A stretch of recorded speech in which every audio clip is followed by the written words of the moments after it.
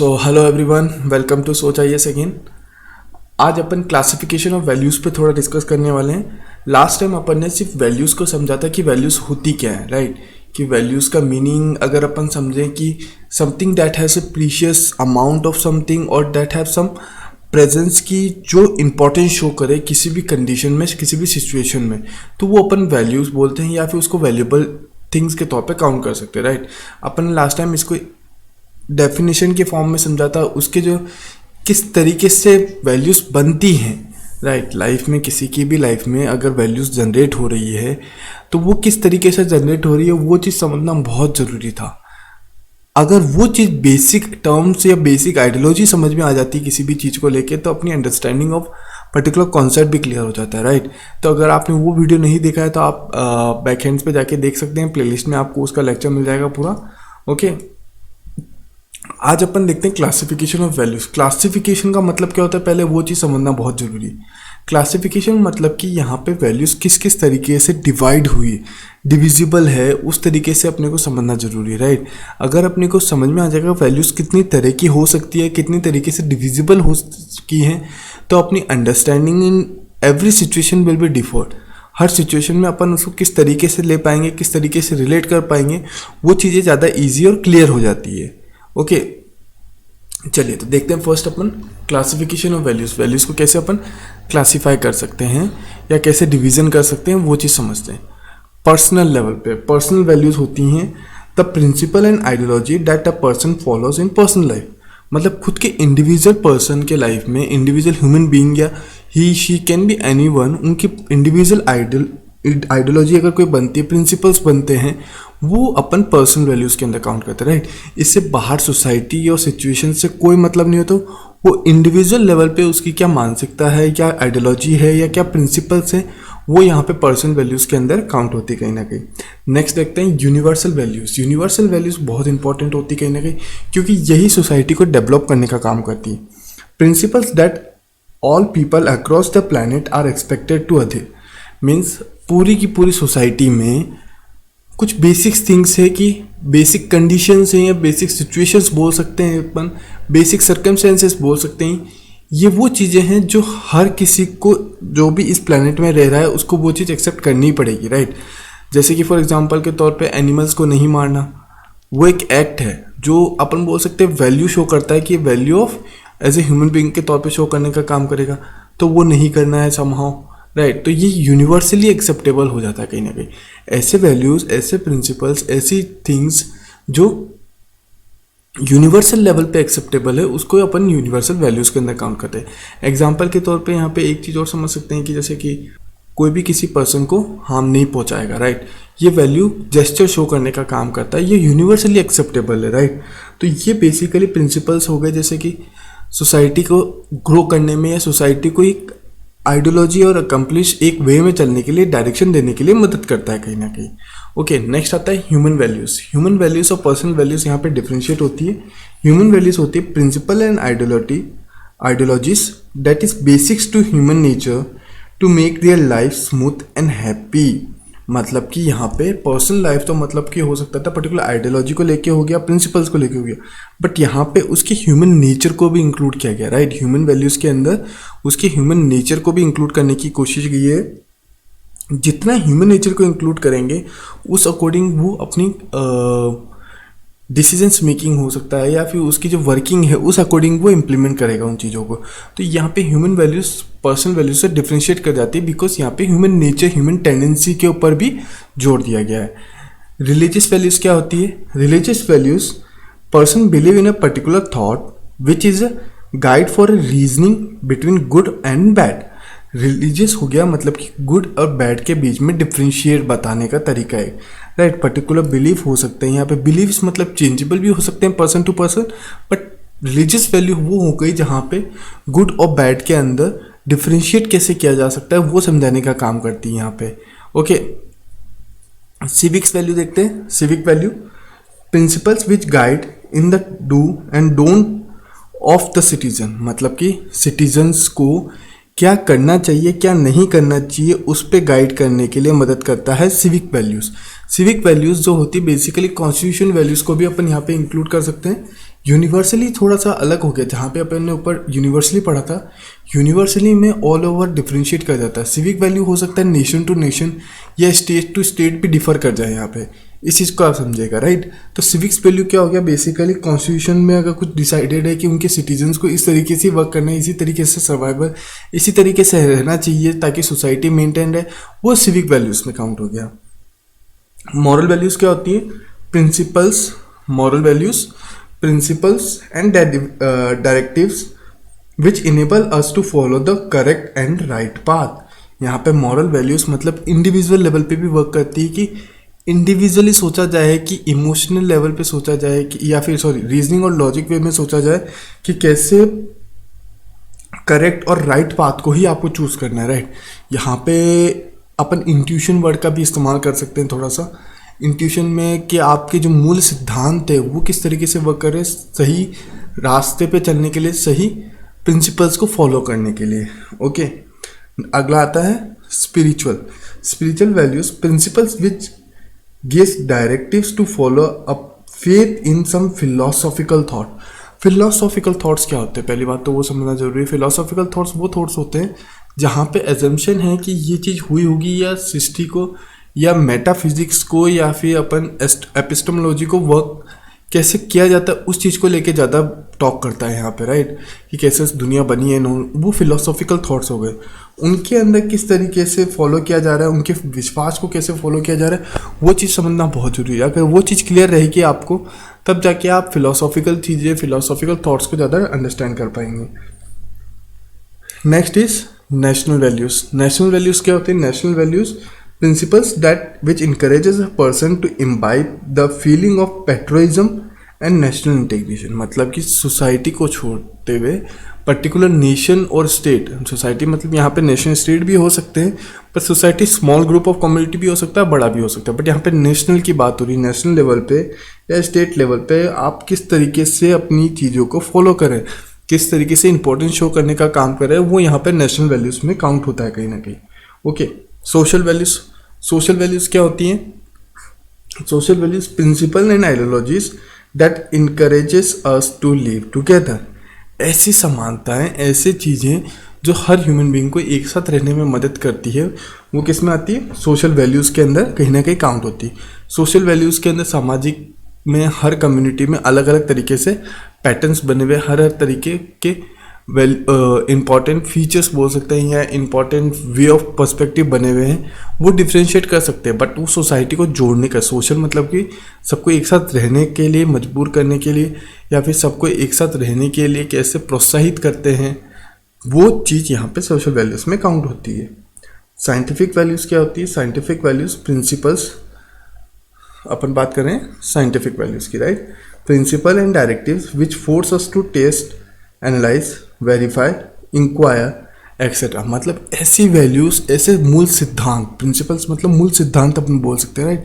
इन सब में अभी अपन मूल सिद्धांतों की बात करें कि कैसे वो किसी भी ह्यूमन बीइंग को, किसी भी पर्सन को जब कोई चीज़ एक्सेप्ट कैसे करे, उसके ऊपर वैल्यूज़ जनरेट करने, उसके ऊपर निर्भरता कैसे बनाई जाए, डिपेंडेंसी कैसे बनाई जाए, उस पर सोचने पे मजबूर करते हैं, किस फॉर्म में, एनालाइज के फॉर्म में, वेरीफाई करने के फॉर्म में, टेस्ट के फॉर्म में। तो वो सारी की सारी अपनी साइंटिफिक वैल्यूज़ आती है। ये जो क्लासिफिकेशन ऑफ वैल्यूज़ हैं, ये अपने बेसिकली ऐसे टर्म्स है जो सोसाइटी बनाती है, कहीं ना कहीं इंडिविजुअल लेवल पर भी बनाती है और पब्लिक लेवल पे भी बनाती है। अभी अपन पब्लिक लेवल पे ऑर्गेनाइजेशन लेवल पे और प्राइवेट लाइफ में कैसे वैल्यूज वर्क करती है वो भी थोड़ा अपन समझने की कोशिश करेंगे। बट ये क्लासिफिकेशन ऑफ वैल्यूज जो है वो बेसिक सा आइडिया दे रही है आपको कि कैसे जो सोसाइटी है, सोसाइटी में वैल्यूज बन रही है या क्रिएट हो रही है कहीं ना कहीं। और जैसे सोसाइटी में वैल्यूज बनती हैं, क्रिएट होती, उसी बेस पे आपकी अंडरस्टैंडिंग भी बेटर होने का चांसेस रहता है, या आपके जो डिसीजंस मेकिंग है वो एथिकल या अनएथिकल होने में मदद करते हैं कहीं ना कहीं अपने को। क्लियर? तो ये बेसिक सा फंडामेंटल आपको क्लियर हुआ है यहाँ पे। चलिए तो नेक्स्ट देखते हैं अपन values of life. Values of life मतलब कि इंडिविजुअल लाइफ के बारे में बात कर रहे हैं यहाँ पे। किसकी बात कर रहे हैं?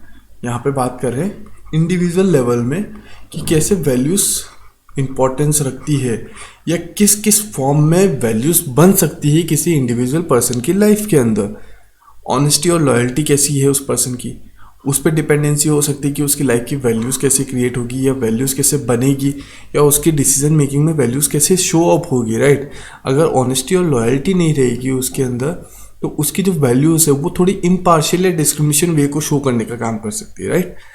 दूसरों के लिए रेस्पेक्ट फॉर वर्क मतलब कि दूसरों के लिए कैसा वो शो अप कर रहा है। यहाँ पे वर्क की जगह मैं इसको रेस्पेक्ट फॉर अदर्स कर देता हूँ। ओके, रेस्पेक्ट फॉर अदर्स मतलब दूसरों के लिए वो कैसी रिस्पेक्ट दिखा रहा है वो चीज़ समझना बहुत ज़रूरी है। वो चीज़ समझ में आता है कि उसकी ह्यूमन नेचर या ह्यूमन टेंडेंसी कैसी, राइट। अगर कोई पर्सन किसी के साथ किस तरीके से बिहेव कर रहा है वो शो करता है कि वो चीज़ उसके लिए इंपॉर्टेंस थी या नहीं। आज के समय में एज ए पेरेंट्स के तौर पे देखा जाए, चिल्ड्रंस के फॉर्म में देखा जाए, ये कैसे एक दूसरे के बीच में गैपिंग बढ़ती जा रही है समय के साथ। पेरेंट्स और स्टूडेंट्स के बीच में गैपिंग बहुत ज़्यादा बढ़ती जा रही है, जिस वजह से क्या हो रहा है कहीं ना कहीं उनकी वैल्यूज़, उनके जो फंडामेंटल इंपॉर्टेंस है एक दूसरे को लेके ख़त्म हो रही कहीं ना कहीं। जिस वजह से क्या होता है कि उनके जो ह्यूमन टेंडेंसी, ह्यूमन नेचर है उनमें पुराने समय के मुकाबले बहुत चेंजेस आ गए हैं। मतलब कि एक्सट्रीम लेवल पे अपन बोल सकते हैं कि बदलाव आने शुरू हो चुके हैं। एग्जांपल्स के तौर पे आप सोसाइटी में, अपने सराउंडिंग में काफ़ी केस स्टडीज देख सकते हैं इसको लेके, राइट। नेक्स्ट देखते हैं पंचुअलिटी, रेगुलरिटी एंड डिसिप्लिन। कैसे आप पंचुअल है, पंचुअलिटी मतलब कि आप बराबर टाइम पे जा रहे हैं, राइट। कैसे आप कोई भी वर्क कर रहे हैं वो रेगुलर या डिसिप्लिन वे में कर रहे हैं। रेगुलर मतलब कि जो आपका रूटीन है उस वे में कर रहे हैं, और डिसिप्लिन मतलब कि आप उस चीज़ को छोड़ नहीं रहे हैं। In any kind of a condition you still follow that process और you still follow that particular pattern. तो वो हमेशा डिसिप्लिन और रेगुलरिटी और पंचुअलिटी को शो करने का काम करता है आपका, right. Courtesy, politeness with others. कैसे आप किसी के प्रति, किसी के लिए कैसे पोलाइट हैं, कैसे उसकी प्रेजेंस को आप इंपॉर्टेंस देते हैं, वो भी शो करता है कि कैसे आप वैल्यूज़ जनरेट कर रहे हैं उनके लिए, राइट। इंपॉर्टेंस जनरेट कर रहे हैं, प्रीशियसनेस जनरेट कर रहे हैं कहीं ना कहीं। तो ये भी बहुत इंपॉर्टेंट फैक्टर हो जाता है कहीं। ये रिस्पेक्ट फॉर अदर्स के तौर पे ही वर्क करता है, बट पोलाइटनेस बेसिकली मतलब आपके बिहेवियर के अंदर कितना अप एंड डाउन्स है वो चीज़ यहाँ पे शो करने का काम करता है। जुडिशियल यूज़ ऑफ रिसोर्सेज मतलब कि आपके पास जो रिसोर्सेज अवेलेबल हैं, जो सराउंडिंग में आपके पास जो राइट्स हैं, उन राइट्स को आप किस तरीके से यूज़ करते हो। किसी के हार्म के लिए यूज़ कर रहे हो, किसी के लिए सही के अच्छे के लिए यूज़ कर रहे हो। तो वो आपकी जो बेसिकली यूज़ ऑफ रिसोर्सेज को शो करने का काम करता है कि यूज़ ऑफ रिसोर्सेज कैसे अच्छे हैं या गलत हैं आपके, राइट, सराउंडिंग के अंदर। टेकिंग इनिशिएटिव, आप नए इनिशिएटिव कैसे ले रहे हैं, पॉजिटिव वाले ले रहे हैं या नेगेटिव वाले ले रहे हैं, राइट। कोई XYZ बिजनेस शुरू कर रहे हैं तो बिजनेस आप सोसाइटी के वेलफेयर को लेके कर रहे हैं या सोसाइटी का जिससे इम्पैक्ट नहीं पड़े ज़्यादा उसको लेके कर रहे हैं। ऐसे बिजनेस को स्टार्ट कर रहे हैं जहाँ पे सोसाइटी को बहुत ज़्यादा इम्पैक्ट पड़ रहा है, राइट। उसको उसकी कीमत चुकानी पड़ रही कहीं ना कहीं, इन टर्म ऑफ पॉल्यूशन के फॉर्म में हो सकता है, in term of damaging the earth level हो सकता है, वाटर लेवल हो सकता है, वाटर क्राइसिस को बढ़ाने का काम कर सकता है। तो यहाँ पे भी इनिशिएटिव किस तरीके से ले रहे हैं वो आपकी वैल्यूज़ को जनरेट करता है यहाँ पे, राइट। एफिशिएंसी इन कंप्लीटिंग टास्क, आप कोई भी टास्क जब लेते हैं तो उसको कितने एफिशिएंटली मतलब कि कितनी अच्छी तरीके से काम करने के लिए कितनी अच्छी तरीके से आप उसको वर्क करते हैं और कितनी अच्छी तरीके से आप उसको पूरा करने के लिए अपनी प्रेजेंस शो करने का काम करता है, राइट। जितनी आपकी प्रेजेंस अच्छी होगी उतनी ही एफिशिएंसी आपकी बेटर होगी कहीं ना कहीं, राइट। तो इस पॉइंट्स का ध्यान रखिएगा कैसे इंडिविजुअल पर्सन की लाइफ के अंदर वैल्यूज जनरेट होती है कहीं ना कहीं। ओके, नेक्स्ट देखते हैं वैल्यूज एट वर्क प्लेस। अभी तक अपन ने देखा था इंडिविजुअल लेवल पे देखा था, अब वर्क प्लेस को अपन बेसिकली और क्या बोलते हैं, ऑर्गेनाइजेशन भी बोल सकते हैं। क्या बोल सकते हैं, ऑर्गेनाइजेशंस के अंदर किस तरीके की वैल्यूज जनरेट होती है, किस तरीके से आप वैल्यूज जनरेट कर सकते हैं वो यहाँ पे समझने की कोशिश करेंगे। Honesty and loyalty for organisation, आप ऑर्गेनाइजेशन के लिए कितने ऑनेस्ट और कितने लॉयल हैं, अगर वो क्लियर नहीं रहेगा आपको, राइट। अगर वो आप उसके अंदर कुछ ना कुछ ऊपर नीचे करते हैं या फिर वो लॉयल्टी या फिर आप उसके लिए बुरा व्यवहार या बुरा सोच रखते हैं तो वो वहाँ पे वैल्यूज़ को जनरेट नहीं कर पाएगा, पॉजिटिव वैल्यूज़ को जनरेट नहीं कर पाएगा, नेगेटिव वैल्यूज़ को ज़्यादा जनरेट करेगा, राइट। इस चीज़ को समझिएगा। Respect for work assigned, respect for work assign basically आपको जो वर्क दिया गया है, आपको जो टास्क दिया गया है, तो वो आप किस तरीके से परफॉर्म कर रहे हैं। आप एग्रेसिव वे में परफॉर्म कर रहे हैं या नेगेटिव वे में परफॉर्म कर रहे हैं या फिर पोलाइटनेस के साथ परफॉर्म कर रहे हैं या फिर किस तरीके से, राइट। आपका वहाँ पे बिहेवियर कैसा है वो चीज़ समझना बहुत जरूरी है। अगर आपका बिहेवियर पॉजिटिव है तो आपका जो टास्क है वो भी उस तरीके से ही वर्क करेगा, उसी तरीके की वर्किंग आपकी शो करने में मदद करेगा कहीं ना कहीं, right. Punctuality, regularity and discipline अपन ने समझने की कोशिश की थी कि आप ऑर्गेनाइजेशन को लेके कितना पंचुअल हैं, रेगुलर हैं, और कैसे उनके जो गिवन टास्क है उनको पर्टिकुलर टाइम पीरियड या डिसिप्लिन में कंप्लीट करते हैं, या फिर आप उसी ऑर्गेनाइजेशन में किस तरीके से बिहेव करते हैं, राइट। डिसिप्लिन वे में मतलब कि जहाँ पे आपको एल्डर्स को रिस्पेक्ट दे रहे हैं या फिर यंगर्स को भी रिस्पेक्ट दे रहे हैं, या फिर आप किसी और प्यून से किस तरीके से व्यवहार कर रहे हैं, तो वो भी यहाँ पे शो करता है कि किस तरीके से आप जो आपका बिहेवियर है वो पॉजिटिवली वैल्यूज जनरेट कर रखता है या नेगेटिव वैल्यूज रखता है, राइट, या इंपॉर्टेंस इसको अपन बोल सकते हैं। जुडिशियल यूज ऑफ रिसोर्सेज यहाँ पे भी इंक्लूड हुआ कहीं ना कहीं। Courtesy and politeness with coworkers के साथ आपका बिहेवियर कैसा है वो भी आपको लेके वैल्यूज जनरेट करने का काम करता है, राइट। आपका कोवर्कर्स के लेके अगर नेगेटिव थॉट्स ऑफ माइंड है तो आपकी जो वैल्यू है, जो आपकी इंपॉर्टेंस है, वो शायद कम हो जाए उस पर्सन के पॉइंट ऑफ पर्सपेक्टिव से, राइट। तो ये चीज़ भी आपको समझना बहुत जरूरी है कि वैल्यूज एट वर्क प्लेस भी बहुत इंपॉर्टेंट फैक्टर होता है कहीं ना कहीं। एफिशिएंसी इन कंप्लीटिंग टास्क, कोई भी पर्टिकुलर टास्क कंप्लीट करने के लिए कितने आप एफिशिएंटली और कितनी शिद्दत के साथ काम करते हैं वो चीज़ समझना बहुत ज़रूरी है। Willingness to lack up new task, मतलब आप जब पुराने टास्क को आपको दिया जा रहा है उसको पर्टिकुलर टाइम पीरियड में ही ख़त्म कर दे रहे हैं या उसके ज़्यादा टाइम ले रहे हैं, वो चीज़ समझना बहुत ज़रूरी है। यहाँ पे वो चीज़ें क्लियर रहेगी तो आपको ये भी समझ में आएगा कि वैल्यूज़ कितनी इंपॉर्टेंट फीचर्स के तौर पे जनरेट करता है ऑर्गेनाइजेशन के अंदर, या आपके बिहेवियर में एज ए फीचर के तौर पे भी काउंट कर सकता है ये। ओके एवरीवन, चलिए तो मिलते हैं अपन नेक्स्ट टॉपिक के लिए। वैल्यूज़ इन एजुकेशन बहुत इंपॉर्टेंट फैक्टर है आज के समय में। अगर जब भी वैल्यूज़ जनरेट होती है, राइट, अगर कहीं पे भी वैल्यूज़ जनरेट हो रही है तो वो आपकी अपब्रिंगिंग कैसी हुई है, आपकी एजुकेशन कैसी हुई है, आपके इन्वायरमेंट सराउंडिंग कैसा रहा है, उस बेसिस पे होती है। मोस्टली इंडिया में एजम्पशन किए जाते हैं कि जो वैल्यूज़ हैं वो आपके 8 to 12 की एज के अंदर ही मेज़र कर ली जाते हैं कि 8 to मैच्योरिटी के टाइम पीरियड तक, 16 to 18 के टाइम पीरियड तक डिसाइड कर लेते हैं कि आप किस तरीके के पर्सन बनेंगे कहीं ना कहीं, राइट। यहाँ पे एक और चीज़ का ध्यान रखिएगा, ये बहुत ही ज़्यादा शो करने का काम करता है एजुकेशन में। अगर वैल्यूज़ अच्छी है तो वो आपको शो किस तरीके से की जा सकती है, एल्डर्स कैसे आप रिएक्ट कर रहे हैं, या ऑनेस्टी कितनी है आपके अंदर, हार्ड वर्क कैसी है। और आपकी वहीं पे अगर नेगेटिव एजुकेशन हुई है या गलत तरीके से, तो आप इन सोशल रिस्पॉन्सिबिलिटी के तौर पे वर्क करेंगे, राइट, कि आप अपना वर्किंग एरियाज़ को प्रॉपर नहीं रखेंगे, सोसाइटी को हार्म पहुँचाने की काम करेंगे कहीं ना कहीं, राइट। इन चीज़ों का ध्यान रखिएगा।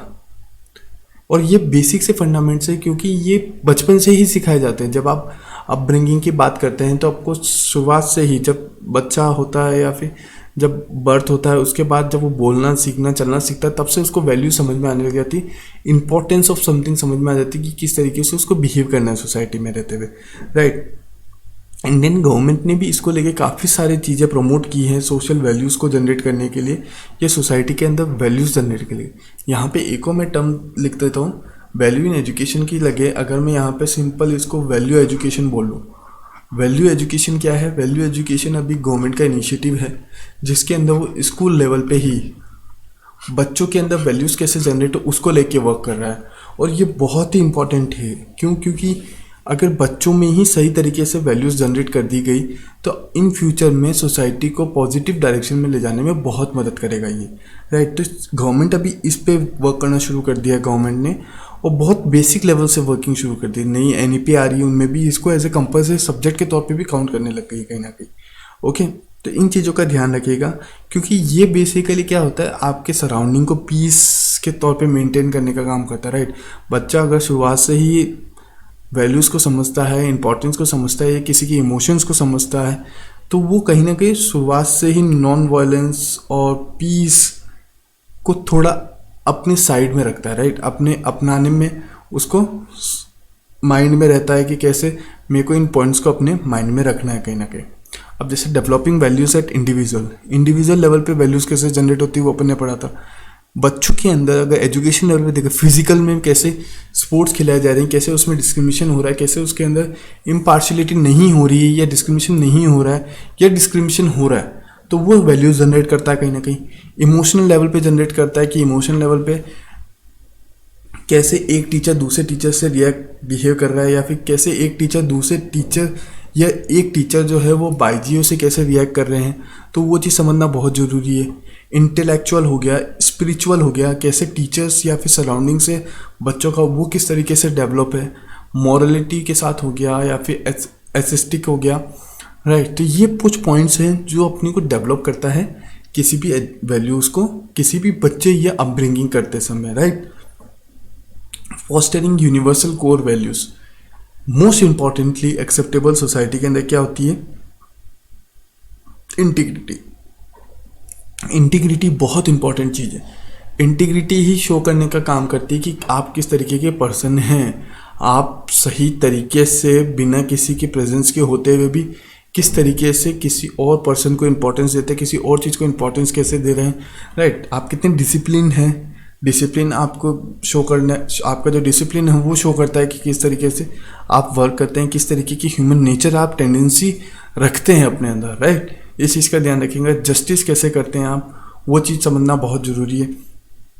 ये सब पॉइंट्स जो हैं ये आप समझिएगा एक एज ए कॉमन पर्सन के तौर पे, कॉमन गुड मैन के तौर पे, कॉमन सोसाइटी को गुड सोसाइटी के तौर पे बनाने में मदद करता है कहीं ना कहीं, राइट।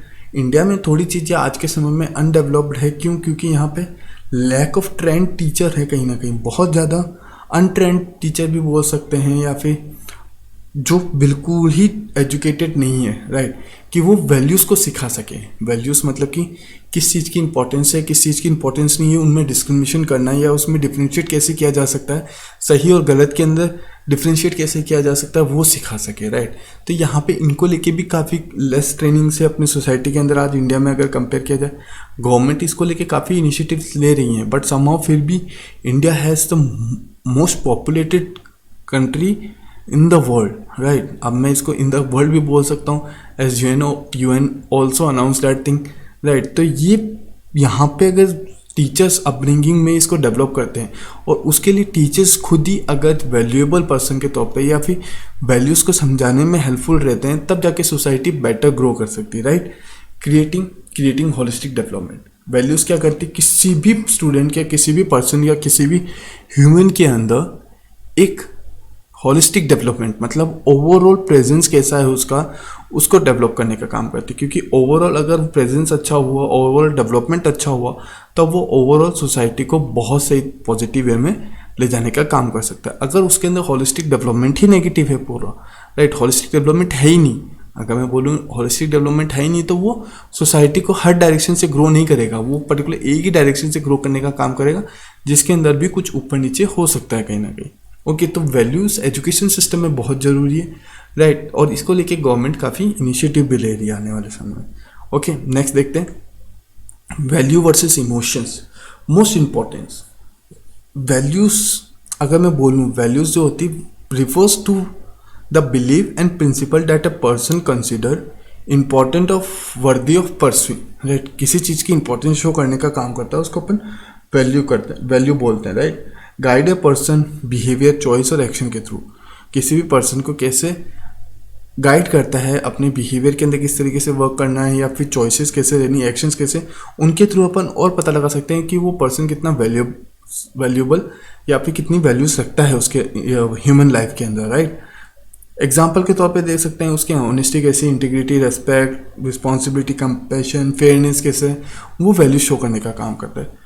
वहीं पे अगर मैं बात करूं इमोशंस की, it refers to the subjective experience that arises in response to external और इंटरनल स्टिमुली। और उसके अलावा यहाँ पे बेसिकली जो ये इमोशंस है वो सब्जेक्ट टू एक्सटर्नल और इंटरनल ऑफ ह्यूमन टेंडेंसी, मतलब कि किसी इंसान की एक्सटर्नल कंडीशन कैसी है, एक्सटर्नल मतलब कि बाहर की सिचुएशन या एनवायरनमेंट कैसा है, और इंटरनली मतलब उसके माइंडसेट में किस तरह की वर्किंग रहती है, माइंडसेट किस तरीके से वर्क करता है, वो बेसिकली इमोशंस को जनरेट करने का काम करता है, राइट। वैल्यूज़ और इमोशन वर्सेस भी हो सकता है, ये एक दूसरे के सिमिलर भी हैं, ये एक दूसरे को इम्पैक्ट भी डालने का काम करते हैं कहीं ना कहीं, राइट। इमोशन किस तरीके के हो सकते हैं, इमोशंस हो सकते हैं जैसे कि सैड हो गया, फियर, एंगर, जॉय, सरप्राइज, इस तरीके के बेसिकली इमोशंस होते हैं, राइट। मैंने यहाँ पे कुछ पॉइंट्स लिखे हैं, ग्रीड, ग्रीड मतलब लालचपन। लालचपन आपकी वैल्यूज को भी बताने का काम करता है, इमोशंस को भी बताने का काम करता है कहीं ना कहीं। एंगर, एंगर भी आपके इमोशंस को ज़्यादा पॉइंट आउट करता है, बट इसको वैल्यूज का भी सब पार्ट बोल सकते हैं कहीं ना कहीं। डिज़ायर, इच्छा कैसी है आपकी, राइट। विजडम कैसा है आपका, ये बहुत इंपॉर्टेंट चीज़ है। यहाँ पे मैं एक एग्जाम्पल पढ़ता हूँ।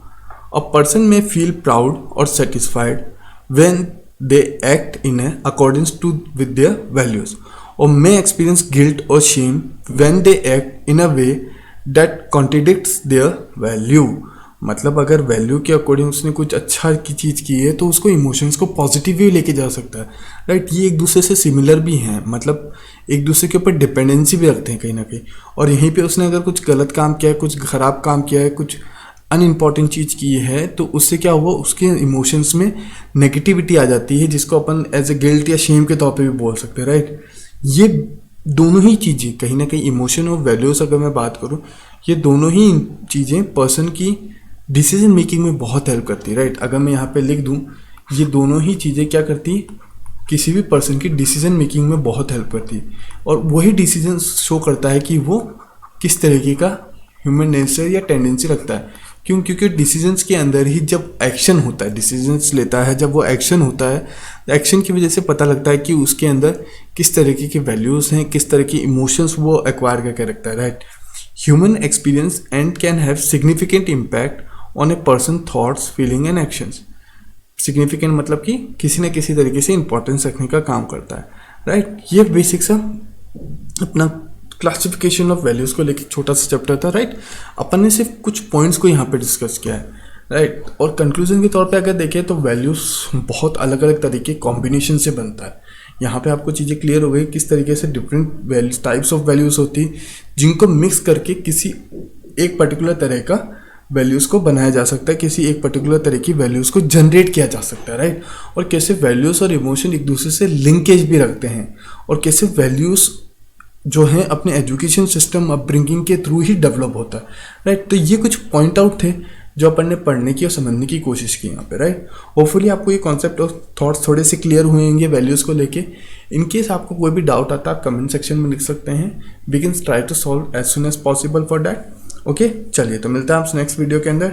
उसके अंदर अपन डिस्कस करेंगे वैल्यूज़ लीडर्स की लाइफ में कैसे वर्क किए हैं कहीं ना कहीं, राइट। अगर अपन देखें कि लीडर्स नहीं होते आज के समय में या पहले के समय में, तो अपने को आइडिया नहीं मिल सकता था कि अपन ह्यूमन बींग सर्वाइव कैसे करें या ह्यूमन बींग को लाइफ कैसे जीनी चाहिए थी, राइट। तो उनको लेके अपन थोड़ा सा डिस्कस करने की कोशिश करेंगे नेक्स्ट चैप्टर के अंदर। Till that time, thank you everyone, take care, bye bye.